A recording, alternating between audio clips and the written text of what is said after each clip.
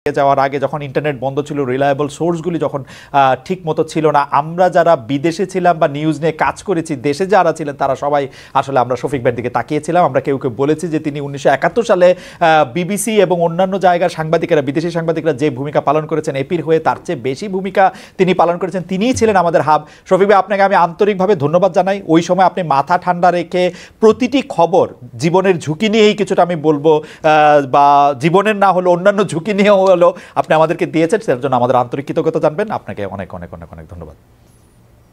Thank you very much. আচ্ছা শফিক ভাই, আমরা আপনার সাথে আলোচনাটা শুরু করার আগে 100 দিনের পরে আপনি একটা ফেসবুকে স্ট্যাটাস দিয়েছিলেন, সেই স্ট্যাটাসটা থেকেই একটু একটু করে বলি। সেটার মধ্যে আপনি বলেছিলেন যে 100 দিনের মধ্যে এই সরকারের কিছু গুরুত্বপূর্ণ অর্জনের কথা। সেই গুরুত্বপূর্ণ অর্জনগুলি থেকে যদি আপনি যেটাকে বলেছেন যে স্মুথ ট্রানজিশন এবং accountability and justice for the July August massacre, প্রথম দুইটা জায়গা থেকে যদি আমি একটু বলি, যে আওয়ামী লীগ সরকারের পতন হয়েছে আসলে 5 আগস্ট, আর বর্তমান সরকারের দায় মুক্তি দেওয়া হয়েছে 8 আগস্ট পর্যন্ত। এই দায় মুক্তির কারণ কি, এবং আপনি যেটাকে স্মুথ ট্রানজিশন বলছেন সেইটার ক্ষেত্রে আমরা দেখেছি নিউ এজের রিপোর্টটা আপনি নিশ্চয়ই দেখেছেন, যেখানে মধ্যে বলা হয়েছে যে এই কয় মাসে, অন্তর্বর্তীকালীন সরকারের কয় মাসে যে মোট কতজন আসলে এক্সট্রা জুডিশিয়াল কিলিংয়ের শিকার হয়েছেন। আপনি এই দুইটা বিষয়ে আমাদেরকে যদি একসাথে বলেন, যে তারপর আপনি এটাকে স্মুথ ট্রানজিশন বলবেন কিনা, এই এক্সট্রা জুডিশিয়াল কিলিংগুলির ক্ষেত্রে আপনারা এটা বলবেন কিনা, দায় মুক্তিটা 8 আগস্ট পর্যন্ত দেওয়া হয়েছে কেন? দায় মুক্তির বিষয়টা এই জন্য আসছে, সেটা হচ্ছে যে আপনি জানেন যে 5 তারিখে স্বৈরাচার হাসিনা চলে যান, তারপরে এই গভর্নমেন্টটা আসলে টেক ওভারটা করে হচ্ছে 8 তারিখ সন্ধ্যায়।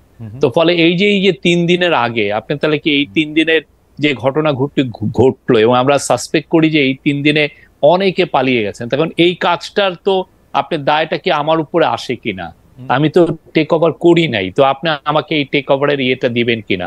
এই দায়টা অবশ্যই যারা সরকারের ফাংশনারি ছিল, পুলিশ ছিল, যাদের এই দায়িত্বগুলো ছিল, যে যাদের হাতে রক্ত, যারা এই ভয়াবহ রকমের একটা ম্যাসাকার করেছে, তাদেরকে অ্যারেস্ট করার, কিন্তু তারা ফেল করেছেন। ফলে আমরা এসে যেটা হচ্ছে যে আমরা অনেক ক্ষেত্রেই একটা ব্যাড প্রেসের সম্মুখীন হচ্ছি। অনেকে এসে বলছে যে আপনারা কেন ধরতে পারছেন না, এই লোকগুলো বাচ্চা বাচ্চা ছেলেদেরকে কিভাবে নির্মম ভাবে হত্যা করেছে। আজকেও একজন মা উনি বলছিলেন যে তার ছেলেকে কিভাবে হত্যা করা হয়েছে, আরেকজন বাবা উনি বললেন যে তার ছেলেকে হত্যাও করা হয়েছে, এবং তার ছেলেকে ইভেন একটা মসজিদে তার ফুনারালও করতে দেয়নি, তারা ওই যে তার যে গোসল করাবে সেটা পর্যন্ত করতে দেয়নি। এটা আমার এখানে সেগুলোর দায়টা এখন। হ্যাঁ, তারপরে যে জিনিসটা, সেটা আপনি সেকেন্ড যে কথাটা বললেন, যে এই এক্সট্রা জুডিশিয়াল কিলিং বা যে কোনো পোস্ট রেগুলেশন খুবই ভয়াবহ রকমের ক্যাওটিক হয়। সেই জায়গায় আমি মনে করি প্রফেসর ইউনূসের লিডারশিপের কারণে দেশে জাস্ট 100 দিনের মাথায় আমি বলতে পারি পুরোপুরি একটা নর্মালসি। আমরা কালকে ক্রাইমের ফিগার, পুরো দেশের যে ক্রাইমের ফিগার সেপ্টেম্বরের অক্টোবরের আমরা দিয়েছি। ওইখানে আপনারা দেখবেন যে গত বছরের অক্টোবরে যতগুলো খুন হয়েছে, এবছর অক্টোবরে তার খুন 10টা কম, এবং সেপ্টেম্বরে একটু হাই ছিল।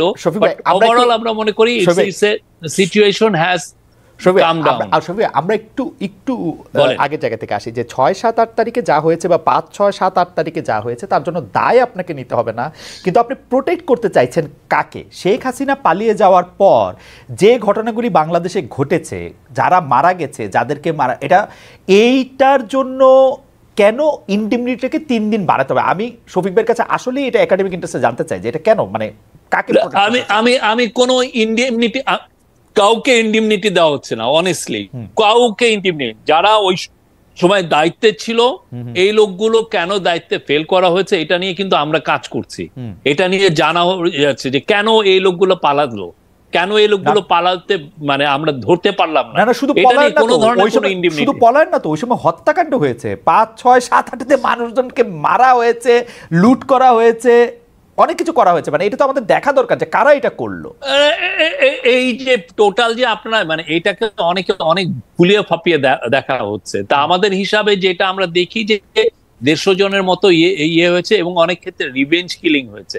তো রিভেঞ্জ কিলিং এর ক্ষেত্রে আমার মনে হয় না কোনো ইনডেমনিটি দেওয়া হয়েছে। আচ্ছা ওকে ওকে, তাহলে আমরা এটা বলতে পারি। আর দ্বিতীয় কথা হচ্ছে যে আপনি এটাকে বলছেন যে স্মুথ ট্রানজিশন, এটা আপনাকে বলবেন যে এটা ট্রানজিশনটা স্মুথই হয়েছে, এবং জুলাই আগস্ট ম্যাসাকার নিয়ে যে অ্যাকাউন্টেবিলিটি, সেই প্রশ্ন কিন্তু আপনি যদি একটু খেয়াল করেন সবাই, আপনি সেই প্রশ্ন কিন্তু বৈষম্য বিরোধী ছাত্র আন্দোলনের পক্ষ থেকেও তোলা হচ্ছে। আপনারা আহতদের খোঁজ নিচ্ছেন না, আপনারা আহতদেরকে যথাযোগ্য মর্যাদা দিচ্ছেন না, সেটি করছেন না। তো আপনি জাস্টিসটা করতে পেরেছেন কিনা? আমি যে এটা মনে হচ্ছে যে যেই ধরনের এক্সপেকটেশন, আমাদের বিগেস্ট চ্যালেঞ্জ হচ্ছে যে এক্সপেকটেশনটা ম্যানেজ করা। আমরা বলছি তো আমরা কাজ করছি, আমরা প্রত্যেকটা ডেট আমরা খুঁজে দেখছি, অনেক মৃত্যু আসছে, মৃত্যুর খবর আসছে, আমরা প্রত্যেকটা স্ক্রুটিনাইজ করছি, প্রতিটা গ্রামে গ্রামে যাওয়া হচ্ছে, ডিসিদের নেতৃত্বে কমিটি করে প্রত্যেকটা গ্রামে গ্রামে যাওয়া হচ্ছে।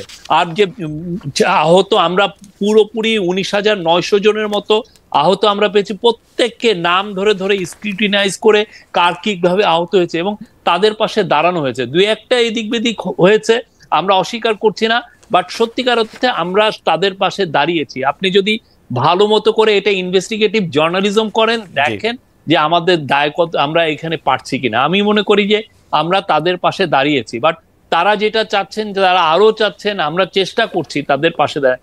বিদেশি সবার সাথে কথা হচ্ছে, ইউএস এর সাথে, ইউএস এর থেকে টিম আসছে, ইউকে থেকে টিম আসছে, নেপালের থেকে কর্নিয়ার নিয়ে আসা হয়েছে, অন্যান্য অনেক দেশের থেকে টিম, চায়নার থেকে টিম আসছে, তারা এসে এই কাজগুলো করছেন। আমরা এটাই, এবং 11টা বিশেষায়িত হসপিটালে তাদেরকে আমরা চিকিৎসা দিচ্ছি, এবং অনেকের, এবং তাদেরকে দেওয়ার জন্য হেলথ মিনিস্ট্রি থেকে এক ধরনের আমরা ওয়েবসাইট করে দিয়েছি, লিস্ট করা হয়েছে।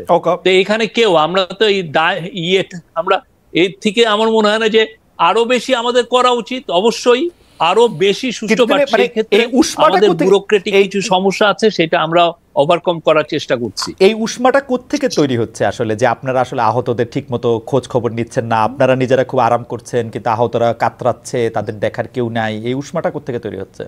আমরা প্রথম কথা হচ্ছে আমরা কেউ আরাম করছি না। আমরা মনে করি এটা একটা গণ অভ্যুত্থানের ফসলের, এটা একটা গভর্নমেন্ট, এবং এই গভর্নমেন্টের পুরো হৃদয়ের মধ্যে আছে এই ছাত্র জনতার যে স্যাক্রিফাইস তারা করলো। তো আমরা প্রতিনিয়ত, আজকে একজন বাবা এবং মা যখন কথা বলছিলেন, আমাদের গা শিহরিত হচ্ছিল। আমরা তাদের প্রতি, আমি বলবো যে আমাদের মানে ডেডিকেশনের কোনো অভাব নাই আমাদের ইয়েতে, বাট আমাদের যেটা হচ্ছে যে এক ধরনের, আমি বলবো যে আমি যেই ব্যুরোক্রেসিকে পেয়েছি সেটা খুবই ইনএফিশিয়েন্ট। সেই ব্যুরোক্রেসি নিয়ে আমার সর্বোচ্চ গতিতে কাজ করতে হচ্ছে, এটা আমি বলতে পারি।